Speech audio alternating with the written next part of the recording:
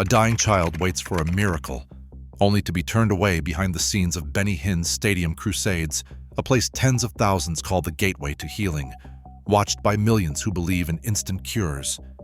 But the truth behind these global spectacles is not just about faith. It is about carefully crafted illusions, fabricated origin stories, and desperate families who give everything for hope. If miracles are happening, why do so many leave broken? The answer begins with what you are not supposed to see.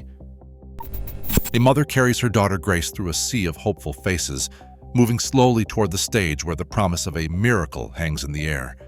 Grace, a young girl with muscular dystrophy, has traveled with her mother to a Hinn crusade, desperate for healing.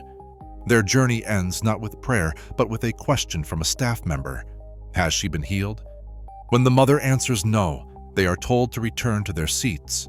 Grace, determined to show her faith, tries to walk with the support, but the screeners remain firm. She never reaches the platform. This moment, captured by CBC hidden cameras in 1999, reveals a barrier invisible to the thousands filling the stadium and the millions watching from over 200 countries. The spectacle promises that anyone can be healed, but behind the scenes, those with visible, severe disabilities are quietly turned away.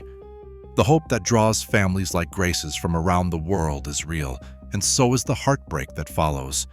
For every person denied the chance to stand in the spotlight, there are countless others who give their last dollars, convinced that faith and sacrifice will bring them a miracle. If you believe in holding those who exploit faith for profit accountable, become an exclusive member and join a community demanding transparency and justice. Tufik Benedictus Hinn was born in Jaffa, Israel, in 1952, the son of a Greek Orthodox Palestinian family. Over the years, Hinn would describe his father as the mayor of Jaffa, painting a picture of privilege and authority. Yet when historians and journalists examine the city's records from the 1940s and the 1950s, his father's name is missing from every official list. There is no independent documentation that he ever held public office. Hinn's stories of childhood isolation and a crippling stutter also lack support in school and community records. He did not finish high school and never attended seminary or received formal theological training. In 1973, Hinn traveled from Toronto to Pittsburgh, drawn by the healing ministry of Catherine Kuhlman. He did not meet her, but he watched closely. Kuhlman's services were a study in drama, with music swelling, lights dimmed, testimonies of sudden healing, and the spectacle of people collapsing to the floor, overwhelmed by the Spirit. Hinn absorbed every detail, later adopting her white suit, her stagecraft, and her language of anointing. By 1983, he had founded the Orlando Christian Center, presenting himself as a vessel for miracles. The persona of the miracle man was assembled piece by piece, not from credential or tradition, but from borrowed stories and borrowed style. Inside the stadium, every detail is engineered for maximum effect.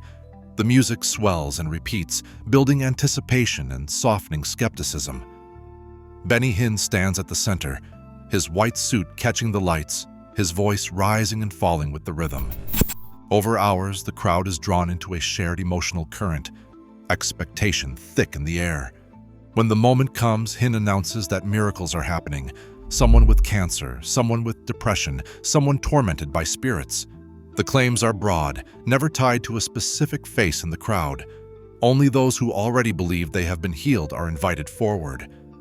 Joe Nickel, a skeptical investigator, attended a crusade undercover in 2001, limping with a cane. He watched as only the hopeful, the ones convinced of their own healing, were ushered to the front. There was no medical verification, just testimonies and tears. Nickel's notes describe the process as pure suggestion, a kind of mass hypnosis. The crowd's energy, the music, the authority of Hinn on stage, all combine to create a trance-like state. People fall, shake, and stagger under his touch or the sweep of his jacket. Neuroscientists who study religious trance and hypnosis say these reactions are consistent with heightened suggestibility and social pressure. In this setting, the brain's sense of agency and pain can be altered by belief and expectation. Costi Hinn, Benny's nephew, spent years behind the scenes as a catcher, trained to guide people gently as they collapsed. He recalls that the spectacle depended on careful choreography, catchers in position, stories selected for drama, and the unhealed kept out of sight. The result is a seamless performance, convincing to those in the room and to millions watching at home, but grounded in the mechanics of persuasion, not in verified miracles. HBO's investigative team asked Benny Hinn's ministry for proof, names of people who had been healed at his crusades. 5 names were provided.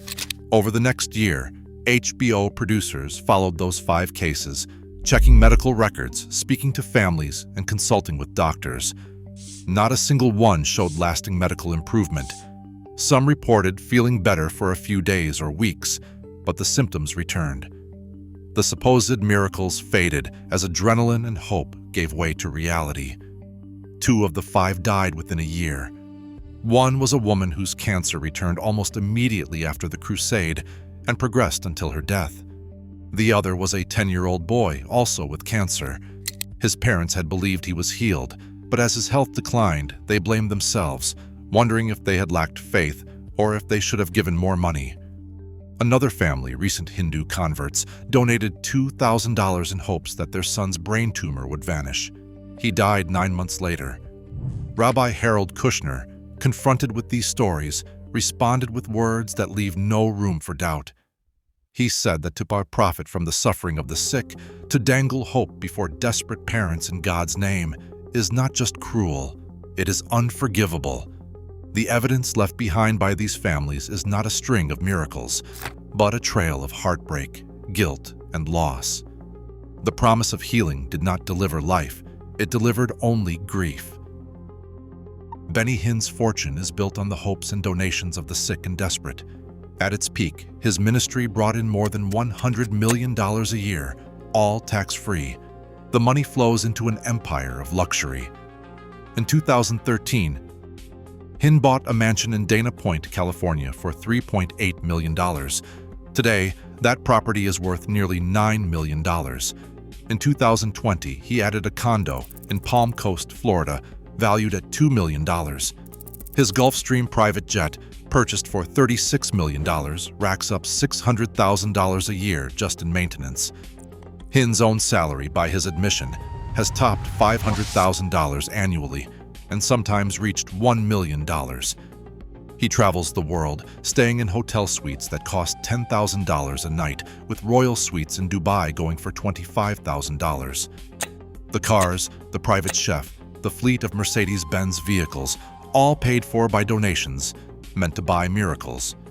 The contrast between the suffering in the stadiums and the opulence behind closed doors is impossible to ignore. In 2007, Senator Chuck Grassley launched a Senate Finance Committee inquiry into 6 televangelist ministries, Benny Hinn's among them. The investigation sought to uncover how donations were being spent, looking closely at private jets, luxury homes, and hefty salaries paid out to family members. Hinn's ministry provided some documents at first, but soon invoked religious freedom to avoid full disclosure. Grassley's staff uncovered a pattern. Ministries structured as churches, shielded from the financial transparency required of other nonprofits, with boards made up of loyal insiders and relatives. No criminal charges were filed. The committee's staff report described a system where personal wealth flourished behind a wall of secrecy and where donors had no way to see how their money was used. While federal oversight faltered, Hinn's spiritual authority rested on claims of divine revelation. He announced prophecies on television, predicting events like the imminent death of Fidel Castro, the destruction of entire communities, and even the resurrection of the dead through television screens. He once described the Godhead as 9 persons, a teaching rejected by mainstream Christianity. None of these prophecies came true. When challenged, Hinn never issued a retraction or apology. The cycle of failed predictions and unaccountable finances continued, protected by legal loopholes and the persistent trust of his followers. Today, unverified miracle claims still fill stadiums and airwaves, fueled by unchecked donations and desperate hope. In the U.S., religious ministries remain exempt from financial transparency laws. Faith deserves protection, but so do the vulnerable. The real test is who we choose to hold accountable. Share your thoughts below.